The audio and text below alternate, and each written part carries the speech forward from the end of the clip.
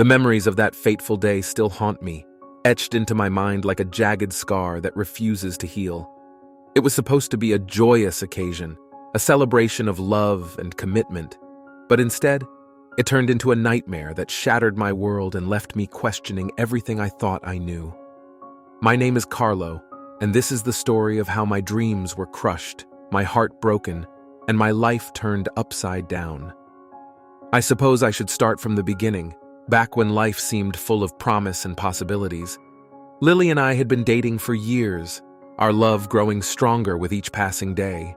She was my everything, my confidant, my best friend, my soulmate.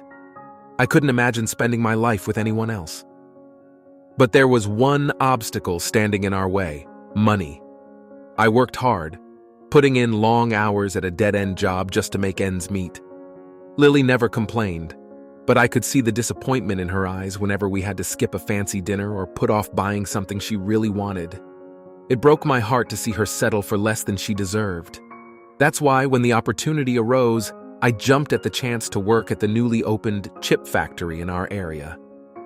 It wasn't my dream job by any means, but the pay was decent, and it offered a glimmer of hope for our future together.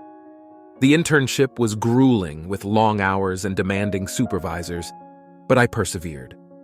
I knew that this was my chance to prove myself, to show Lily that I could provide for her and give her the life she deserved, and it paid off. After completing the internship, I was offered a position with a salary that finally put our dreams within reach. We could start saving for our wedding, maybe even put a down payment on a house someday. Lily was thrilled, and for the first time in years, I felt like a true provider. We got married in a beautiful ceremony surrounded by friends and family. Lily looked stunning in her white gown, her smile brighter than the sun itself. As we exchanged vows, I promised to love and cherish her forever, to always put her needs before my own. Little did I know how soon those vows would be put to the test. For 3 blissful years, we lived in marital harmony. Our love only grew stronger with each passing day, and I thought nothing could ever tear us apart. But then, the unthinkable happened. Whispers began circulating at the factory about financial troubles. Orders were drying up, clients were backing out of contracts, and there was talk of layoffs on the horizon.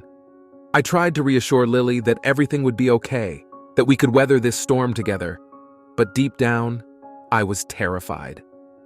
As the weeks turned into months, the situation only worsened. The factory started withholding pay from its employees, claiming that they needed to conserve resources until business picked up again.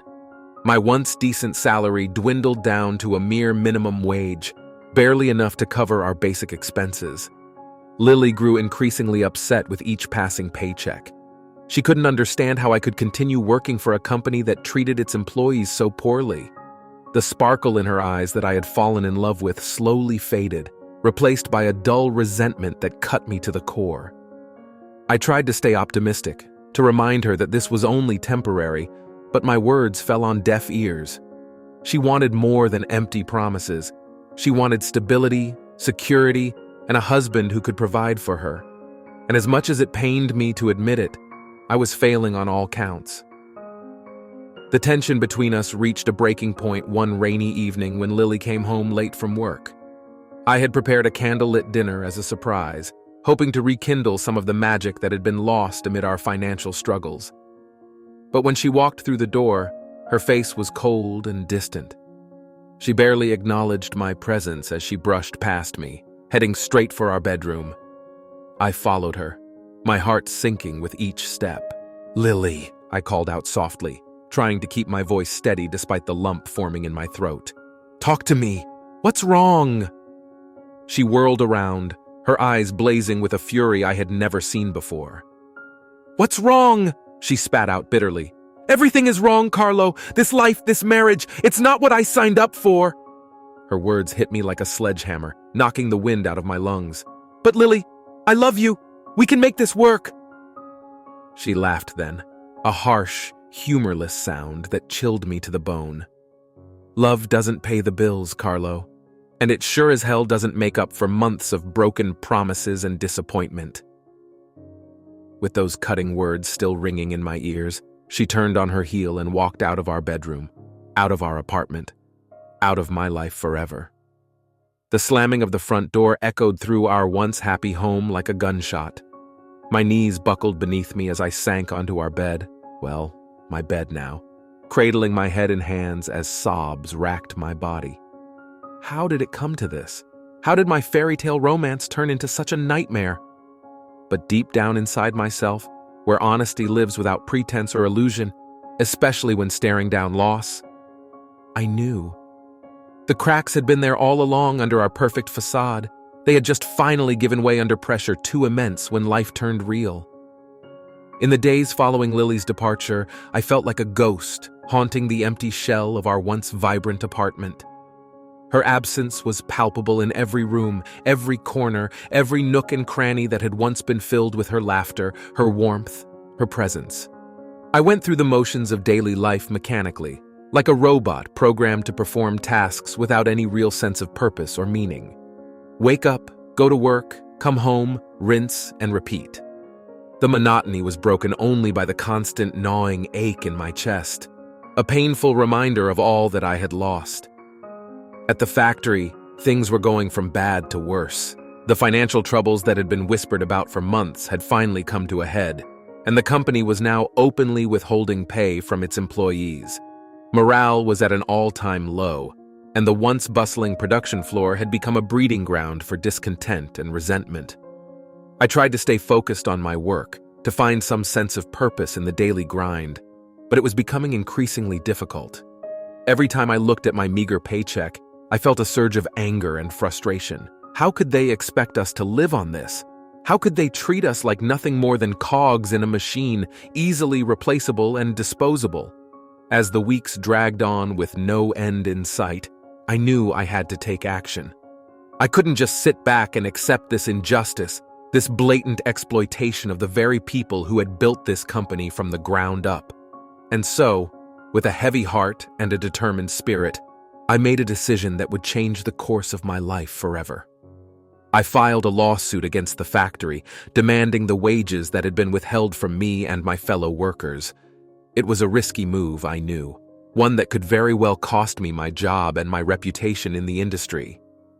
But I had to do something, had to take a stand for what was right, even if it meant sacrificing everything I had worked so hard for. The day I handed in my resignation, I felt a strange mix of fear and exhilaration. Fear of the unknown, of the uncertain future that stretched out before me like a blank canvas waiting to be painted. But also exhilaration at the thought of finally breaking free from the chains that had held me down for so long, of taking control of my own destiny and forging a new path for myself. As I walked out of the factory gates for the last time, I couldn't help but feel a sense of loss. This place had been my livelihood, my purpose for so many years. But it had also been my prison, a place where dreams went to die and hopes were slowly crushed under the weight of corporate greed and indifference. I knew that the road ahead would be tough, that I would have to start from scratch and rebuild my life piece by piece. But for the first time in a long time, I also felt a glimmer of hope, a sense that maybe, just maybe, there was something better waiting for me out there in the great wide world. The next few weeks were a blur of job applications, interviews, and rejection letters. It seemed that every door I knocked on was slammed shut in my face. Every opportunity I pursued led to another dead end. The lawsuit against the factory was still pending, and my savings were dwindling fast. I was beginning to lose hope, to wonder if I had made a terrible mistake in walking away from the only stable job I had ever known. But just when I was at my lowest point, a glimmer of light appeared on the horizon. A new pizza place had opened up just down the street from my apartment, and they were hiring.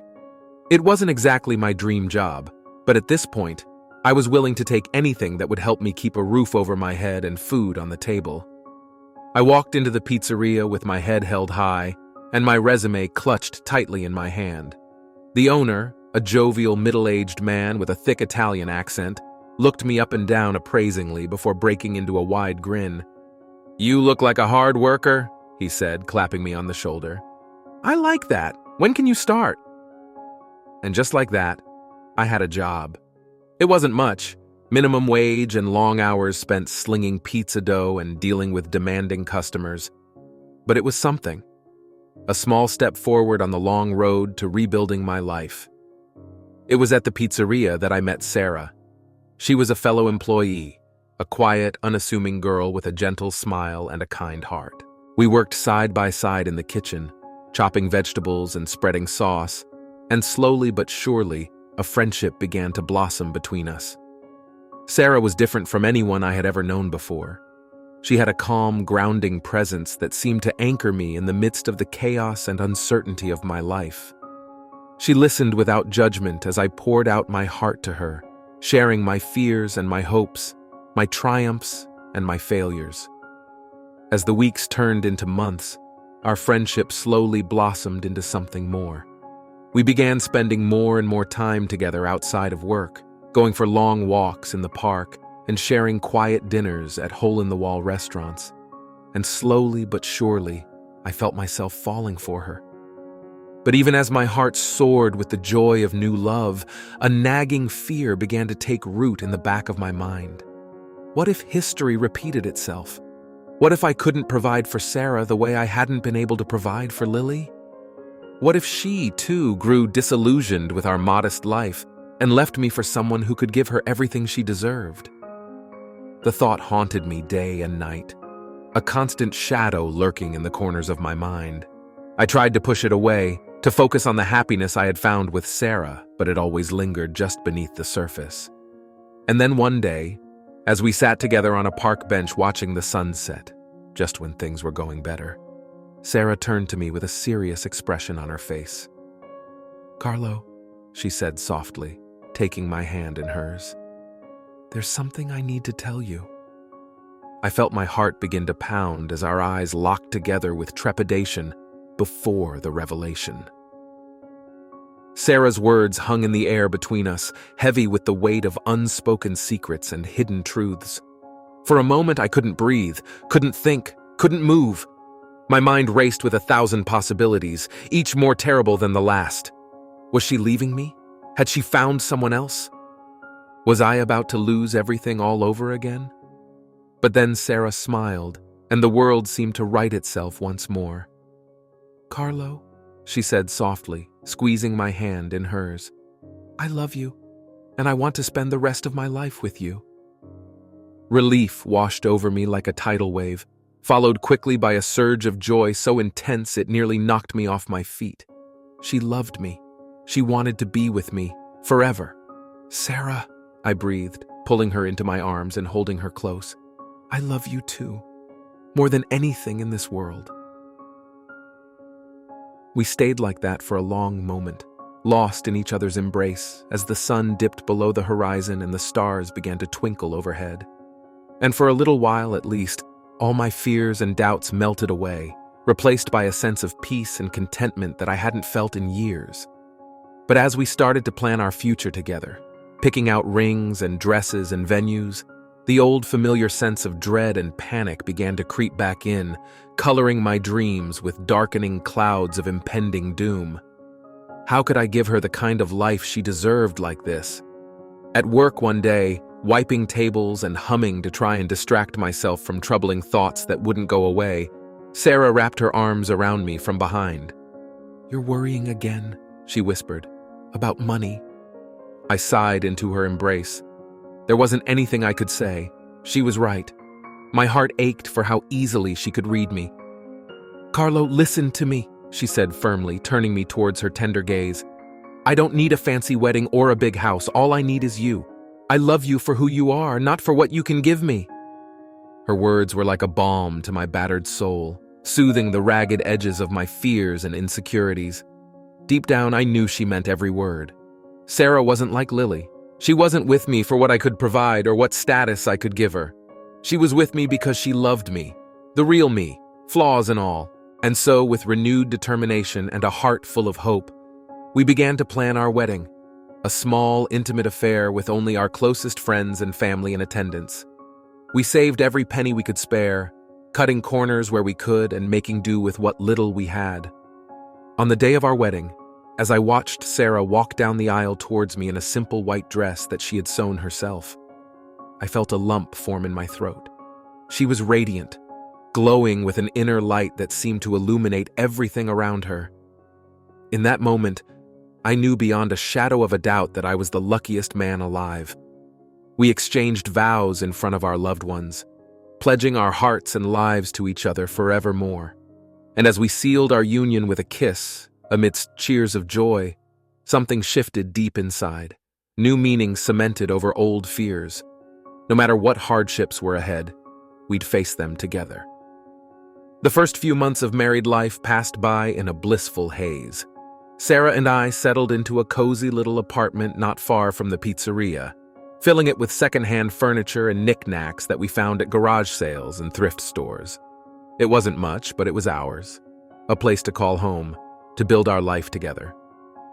We both continued to work at the pizzeria, putting in long hours to save up for our future. Sarah picked up extra shifts whenever she could, even though I protested that she was working too hard. She just smiled and kissed me on the cheek, saying that it was all worth it if it meant we could have the life we dreamed of. On our days off, we would explore the city together, wandering through parks and museums, trying out new restaurants and hole-in-the-wall cafes. Sarah had a way of finding beauty in even the most ordinary things. A wildflower growing through a crack in the sidewalk, an elderly couple holding hands on a park bench. Watching her eyes light up as she took it all in, so full of wonder and joy at little things I'd long stopped seeing, made my heart swell with love. Her appreciation of simple pleasures helped shift my perspective, taught me profound lessons about what truly mattered most in life. But despite our happiness, how content we were making every moment count, I still couldn't shake that nagging feeling of unease. Couldn't quite silence that little voice that whispered doubts late at night, robbing me of precious sleep. What if something happened? All it would take was one unexpected setback, one twist of misfortune, and we could lose everything we'd worked so hard for, meager as it was. The thoughts kept me tossing and turning while Sarah slept peacefully beside me, her face an angelic picture of blissful dreams untainted by harsh realities that plagued my over-anxious mind. I tried to push the fears aside, to focus on the here and now, on the incredible woman next to me and the beautiful life we were building day by day. But they lingered persistently, hovering just outside conscious reach, waiting for any crack in composure to seep back through. As if sensing my inner turmoil even in slumber, Sarah would often stir, putting a gentle hand on my chest. "Shh," she'd murmur soothingly. "It's okay. I'm here. We're okay." And for a few blessed moments, wrapped in her loving embrace, anchored by her steadfast belief in us, I could almost believe it was true. That the monsters under the bed were just shadows. That happily ever after wasn't just for fairy tales. I clung to her and those hopes like precious lifelines as we drifted back to sleep, praying that somehow, someway, love really would be enough to conquer all that which threatened it most from within. As the months passed, Sarah and I settled into a comfortable routine. We worked hard, saved what we could, and cherished every moment we had together. Despite the constant worry that gnawed at the edges of my mind, I couldn't deny the happiness that Sarah brought into my life. She had a way of making even the most mundane tasks feel special, turning grocery shopping into a treasure hunt for the best deals, making laundry day into a dance party in our tiny kitchen. Her laughter was infectious, her smile a beacon of light in even the darkest of times. But even as we built our life together, piece by piece, day by day, the specter of financial instability loomed large over our heads.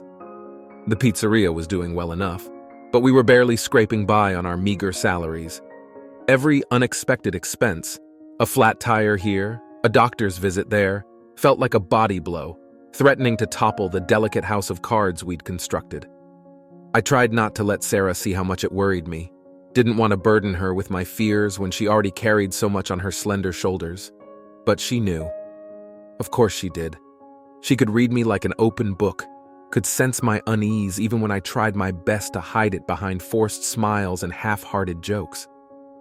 One night, after a particularly grueling double shift that left us both bone-tired and weary beyond words, Sarah took my face in her hands, looked deep into my eyes with an intensity that stole my breath away. "Carlo," she said softly, her voice barely above a whisper.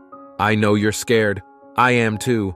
But we can't let fear control our lives, can't let it steal our joy or rob us of this precious time we have together." I opened my mouth to protest, to list all the very real dangers that threatened us at every turn. But she placed a finger gently over my lips, silencing me with that simple touch. "I'm not saying it will be easy," she continued, her gaze never wavering from mine. "I know we have struggles ahead, obstacles to overcome that seem insurmountable right now. But Carlo, as long as we have each other, as long as we face those challenges side by side, I truly believe there's nothing we can't handle together." Tears pricked at the corners of my eyes as her words washed over me, soothing balm to wounds I hadn't even realized were bleeding until that very moment. She was right. Of course she was right. Love alone might not pay bills or put food on tables, but it could sustain hearts and souls through trials and tribulations which sought to break them both. And our love? The bond forged between two battered kindred spirits who'd found solace and strength within one another against all odds. That was a force to be reckoned with, an unshakable foundation upon which dreams could be built brick by brick until they towered triumphant over fear's rubbled remains.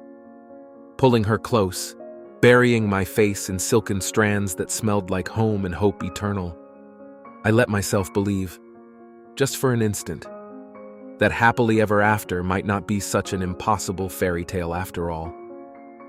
The day of our departure dawned bright and clear. A perfect blue sky stretched out above us like a canvas waiting to be painted with memories yet unmade. Sarah was practically vibrating with excitement as we loaded our meager luggage into the back of our beat-up old car, chattering away about all the sights she couldn't wait to see on our first real trip together as husband and wife. We'd scrimped and saved for months, skipping meals out, clipping coupons religiously, in order to afford a modest week away somewhere new before delving back into reality's grind again. It wasn't much compared to honeymoons friends had taken or trips I once dreamed of for Lily. Just a few nights at a tiny bed and breakfast 2 towns over. But to us, in that shining moment brimming with potential joys yet unsampled, it felt like everything, an escape to paradise, if only for a little while. Pure magic in simplicity packaged within reach, rather than locked behind wealth's exclusive gates, barring entry without gilt-edged key. As I slid behind the wheel, glancing over at my beautiful bride practically glowing incandescent beside me, I couldn't help but marvel at how far we'd come, at the amazing woman I got to call mine for rest of days both dark and light ahead. The one who taught me how to find blinding flashes of happiness in little nooks and crannies life loves to hide them when storm clouds gather low. Her hand found mine over the console, fingers intertwining like lifelines connect 2 sets adrift at sea. Our eyes met, mirrored smiles reflecting shared innermost feelings. Words fail miserably to adequately convey depth fathoms below surface dwells. "Ready?" I asked softly, giving her hand a squeeze brimming with unspoken promises already silently exchanged. "Ready," she echoed, single word ringing out like starting pistol heralding race towards unknown horizons up ahead. With that, heart full to bursting, dreams daring take flight free from usual confines self-imposed, I turned key in ignition, felt engine rumble, eager to devour road between here and wherever called adventure yet charted. And then, we were off. Tires eating pavement beneath, wind whipping through open windows as laughter spilled into slipstream, trailing joyously behind carefree abandon daring reach out, grab brass rings usually just beyond fingertips stretched. For one blissfully infinite instant suspended sublime between breaths, past fading into rearview's hazy distance while future remained tantalizingly just outside windshield's frame, I let myself savor unadulterated perfection, wrapped up immeasurably precious seconds often too easily squandered careless. Until suddenly, jarringly, our reverie was shattered by blaring horns' urgent warning blasting through carefree bubble encasing untouched thus far by harsher elements existing always periphery out of sight but never truly gone. Time seemed to slow to sludgy crawl, even as adrenaline accelerated senses hyper-aware into rapid-fire stutter-stop frames clicking by. Sarah's gasp sharp in my ear, her hand tightening vice-like around mine, still clasped together, unwilling let go for even seconds, suddenly too dear to risk. My head whipping around, just catch nightmarish glimpse of destruction barreling down. Huge chrome grill bearing down, growing larger with each millisecond stretched into eternity. I'd give anything to somehow magically rewind. But it was too late. No matter how desperately I wished otherwise in that frozen heartbeat between before and after. The impact, when it came, was deafening. The world exploded in a cacophony of screeching metal, shattering glass, and terrified screams. For an endless, disorienting moment, everything was chaos and pain. A dizzying kaleidoscope of images and sensations that my battered mind struggled to process through the haze of shock. Sarah. Oh God, Sarah! My heart seized with a fear so primal it nearly stopped beating altogether. Frantically, I reached for her, desperate to feel the reassuring warmth of her skin against mine, to know that she was still there, still breathing, still alive, but even as my fingers brushed against her limp hand, so cold, too cold, reality came crashing back in brutal waves of clarity. The acrid stench of smoke and spilled gasoline filled my nostrils, choking me with its potency. A steady stream of crimson dripped into my eyes from a gash on my forehead, painting everything in shades of nightmarish red. And Sarah, my beautiful, vibrant Sarah, lay unnaturally still beside me. Her once rosy cheeks now ghostly pale beneath a mask of blood and shattered windshield. A scream, raw and animalistic, tore from my throat as I struggled against the twisted wreckage pinning us both in place. "Sarah!" I cried, my voice breaking on a sob. "Sarah, please, wake up! Open your eyes, baby! Look at me!" But she remained motionless, deaf to my increasingly desperate pleas. Panic clawed at my insides like rabid beast, threatening to drag me under into its bottomless depths of despair. This couldn't be happening. Not now. Not like this. We had so much left to do, so many dreams left unfulfilled. How could fate be so unspeakably cruel as to rip them all away in one earth-shattering instant? I don't remember much else about those next few critical minutes. Don't know how, or by whom, we were finally pulled free from Carr's metal tomb. The rest is just disjointed sensations flickering in memory's shattered kaleidoscope. Pain, every breath a new exercise in sheer agony. Sirens, strident wail piercing skull like white-hot railroad spikes. Lights, dizzying array of red-blue strobing imprinting afterimages on retinas that refused to focus.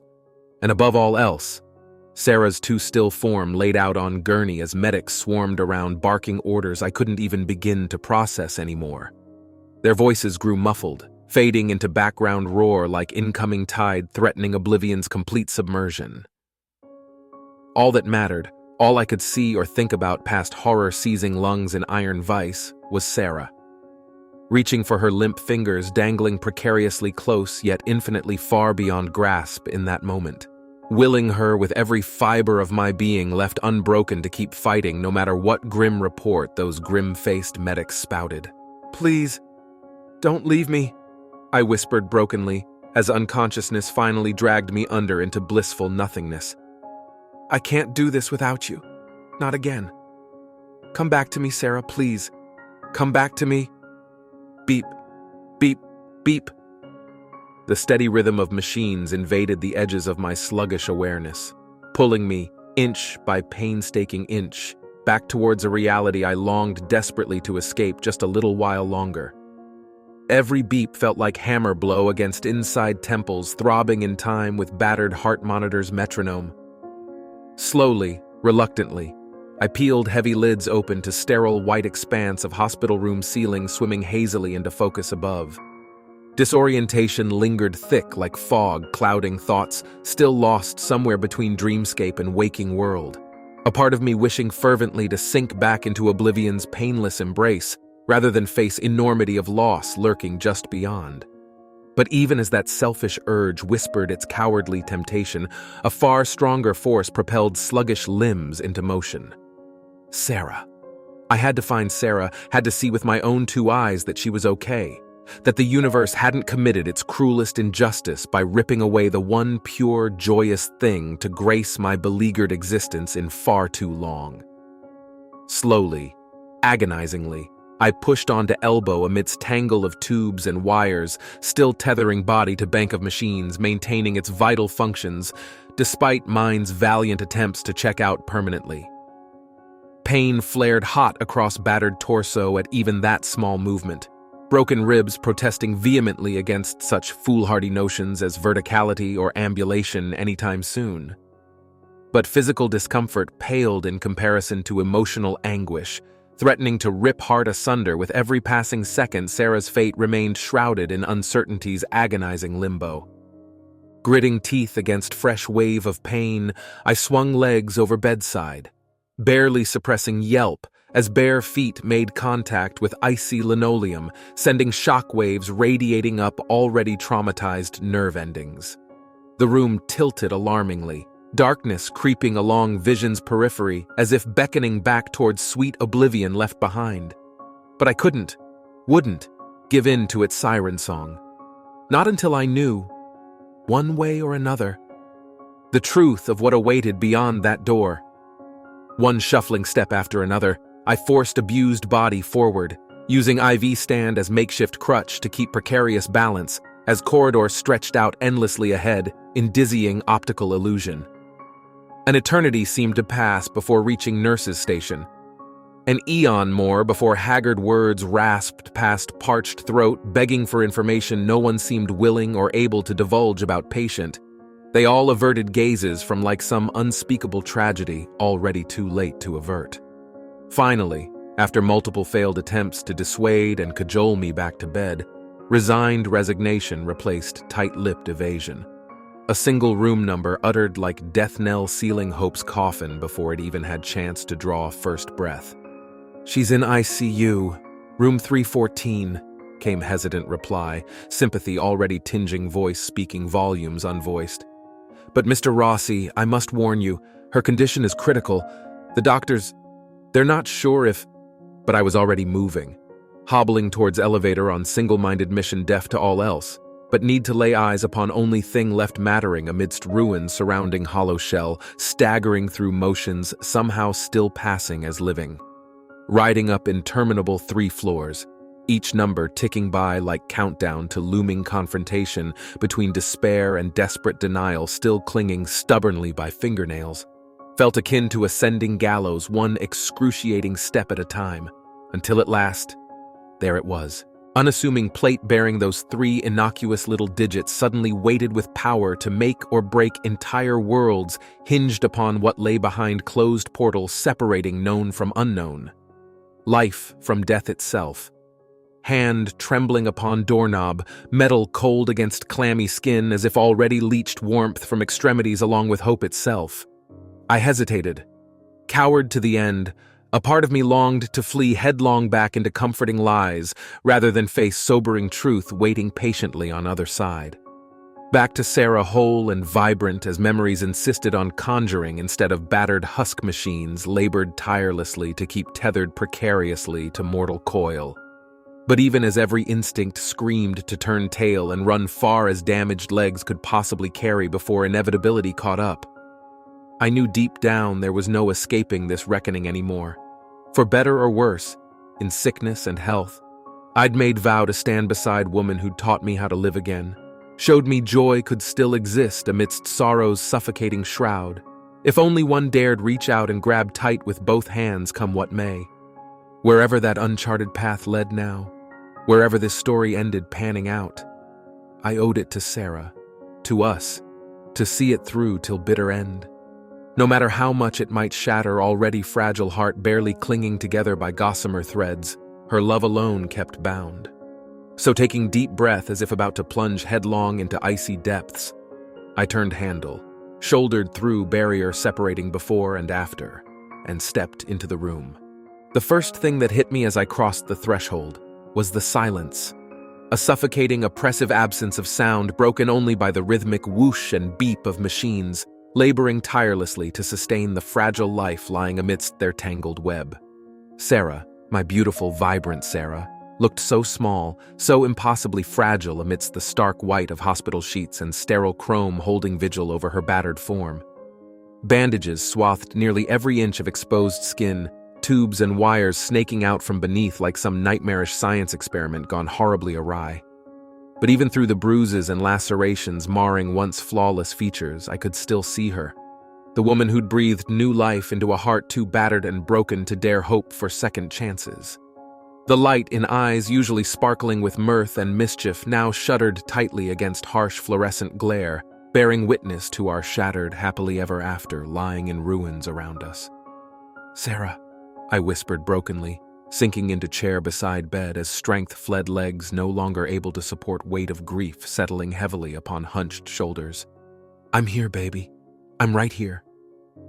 Reaching out with trembling hand, half afraid touch alone might cause her to shatter into a million irreparable pieces, I brushed fingertips ever so gently across the single patch of unblemished skin on her cheek, as if that feather-like caress could somehow convey everything left unspoken between us, tether her wandering spirit back to a body on the brink of giving up its tenuous grasp. But there was no response, not so much as a flicker of awareness beneath paper-thin lids, or the slightest twitch of recognition in the hand I now cradled between both of my own, as if sheer force of will alone could infuse warmth back into icy fingers. And in that moment, staring down at the love of my life reduced to a mere husk of her former vibrant self, I felt something deep inside me splinter apart irreparably. The faintest knock on the door behind jarred me from rapidly spiraling descent, a welcome interruption from the dark thoughts beginning to take root in the fertile soil of my despair. Turning, I saw a figure in white coat hovering hesitantly on the threshold, as if loath to intrude upon such a private moment of grief. "Mr. Rossi?" the doctor queried softly, sympathy etching deep lines into an already careworn face. "I'm Dr. Novak, the lead surgeon on your wife's case. I was hoping I could speak with you for a moment." Nodding mutely, not trusting voice to betray the depth of anguish threatening to choke off air supply, I reluctantly released Sarah's hand, pressing a lingering kiss to knuckles, as if in silent promise of swift return. Then, on leaden legs, followed the doctor out into the hallway, where fluorescent glare seemed to leach all remaining color from an already grayscale world. "I wish I had better news," Dr. Novak began gently once the door clicked shut behind, leaving us cocooned in a bubble of shared sorrow. "But I'm afraid your wife's injuries are extensive, to say the least. The force of impact caused severe trauma to her head and spinal cord, resulting in swelling and bleeding in the brain. We've done everything we can to relieve the pressure, but I'm sorry, Mr. Rossi. Barring a miracle, it's unlikely she'll ever regain consciousness." The words hit like physical blows, each one landing with the force of a wrecking ball straight to the solar plexus until I was doubled over, gasping for breath that simply refused to come. This couldn't be happening. Not to Sarah. Not to us. We'd barely even begun our life together. How could it be over before it had truly started?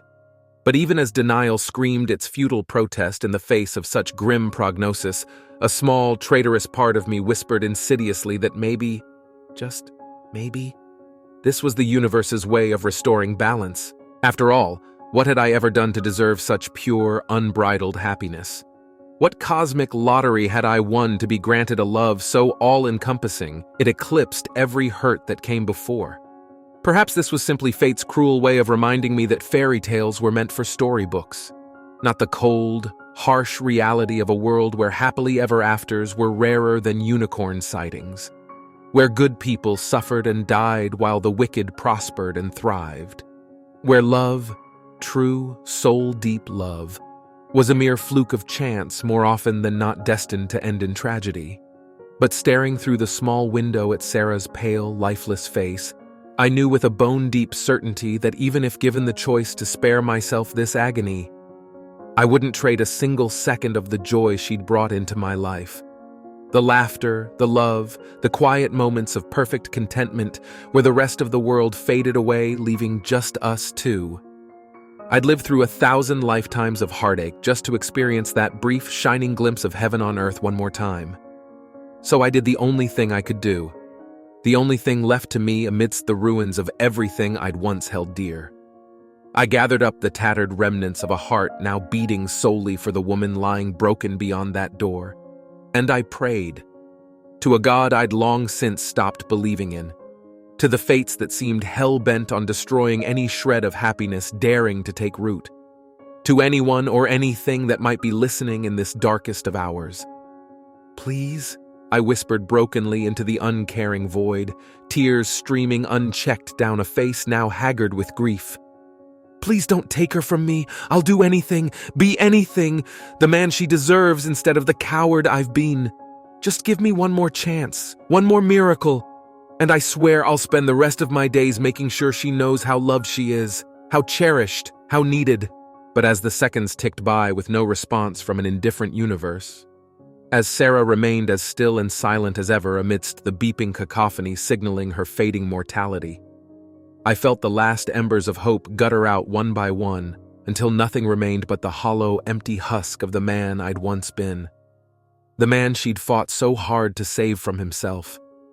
Bowing my head against clasped hands slick with tears and sweat and blood yet unshed, I let the sobs come at last, no longer caring who might hear or see or judge this final, visceral outpouring of a soul too shattered to care anymore.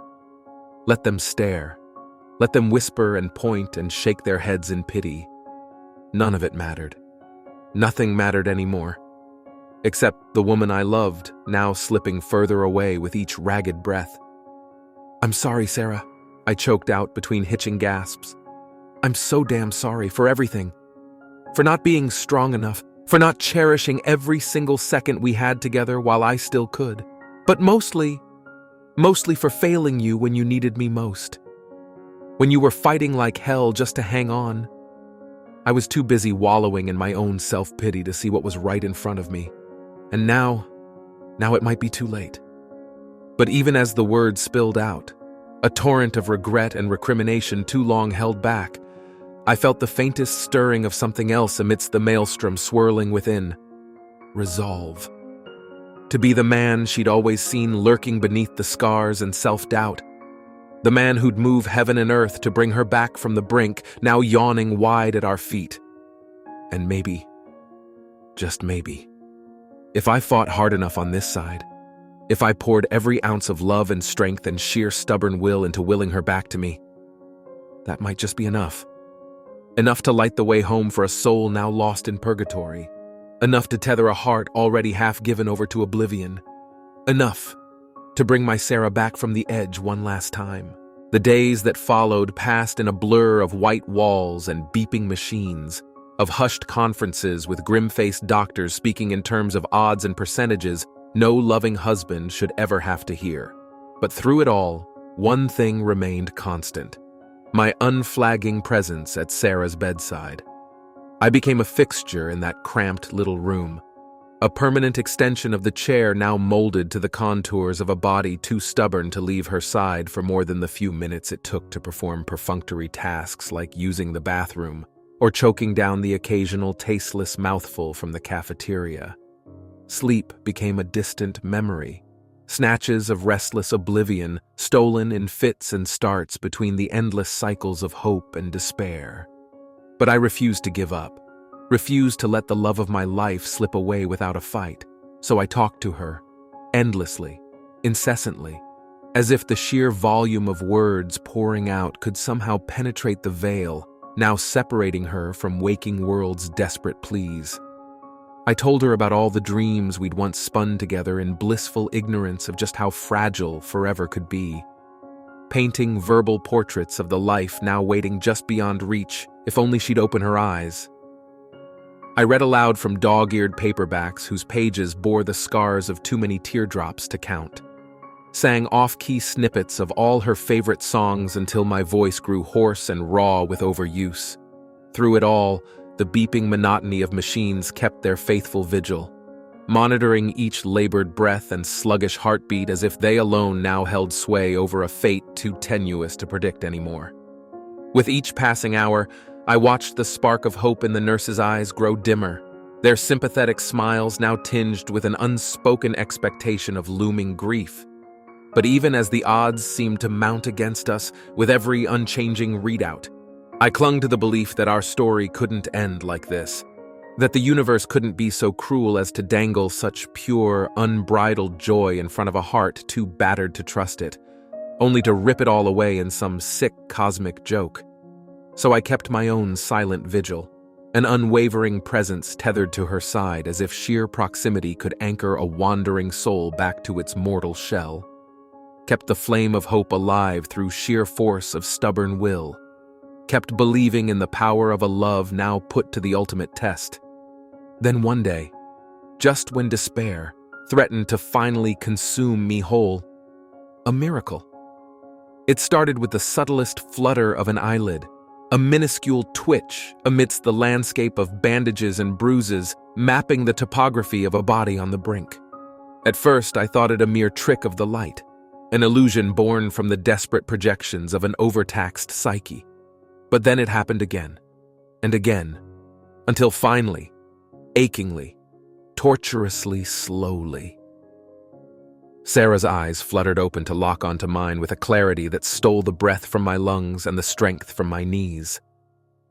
"Carlo," she rasped, a mere ghost of a whisper slipping past parched, cracked lips curling upwards in the barest hint of a smile. "You're here!" "Of course I'm here," I managed to choke out past the lump now threatening to cut off air supply entirely. "Where else would I be?" "I was lost," she murmured, the words emerging slurred and syrupy as if wading through molasses. "In the dark. Couldn't find my way back." "Shh," I soothed, reaching out to capture one pale hand between my own, as if touch alone could convey everything words now failed miserably to say. "You're safe now. I've got you, and I'm never letting go again." In the days and weeks that followed, Sarah made progress in leaps and bounds, astounding doctors with the sheer tenacity of a spirit too indomitable to let something as trivial as medical science dictate limitations. And with each milestone reached, each halting step taken and hard-won word reclaimed, I felt the broken pieces of my heart knit themselves back together bit by painstaking bit. But our ordeal was far from over. The accident had left scars both visible and not, wounds no amount of physical therapy could fully erase. And then there were the medical bills now piling up faster than disability checks could ever hope to cover. It seemed like every time we dared to see light at the end of the tunnel, life found new ways to plunge us right back into darkness. Until one day, salvation arrived from the unlikeliest of sources. A letter, bearing news almost too incredible to believe after so much unrelenting sorrow. The lawsuit against the factory, that Hail Mary passed thrown in desperation what felt like a lifetime ago, had been settled, in our favor. An amount this poor kid from the streets never could have imagined now sat neatly printed in black and white. But as I stared at all those zeros marching across the page, as I realized the medical debts that had once seemed an insurmountable burden could now be wiped clean in one fell swoop, I felt only a curious sense of hollowness where elation should have been. Because what good was money in the face of everything we'd lost? What solace could mere financial security provide to a heart still raw and bleeding? And then I looked at Sarah, now curled up on the couch beside me, head resting in the crook of my neck, as if she'd never left at all. Felt the steady rise and fall of her chest now free from the artificial whoosh of machines. Savored the warmth of a hand, no longer icy from death's phantom grip. And I realized this was our second chance, our shot at building a new life from the ashes of the old. A clean slate upon which to inscribe the next chapter of a story once thought to be over far too soon. The road ahead wouldn't be easy. There would be obstacles to overcome and challenges to face. Moments of doubt and fear threatening to drag us back under just when we finally dared to break the surface. But we would face them together, hand in hand, heart to heart, drawing strength from a bond now forged unbreakable in the crucible of adversity. And maybe someday, in a house bought and paid for with the money that had once seemed a hollow victory, surrounded by the laughter of children yet unborn, we would look back on these darkest of days and marvel at the winding path that had brought us home again against all odds. But for now, In this quiet moment of perfect grace, all that mattered was her, all that had ever mattered.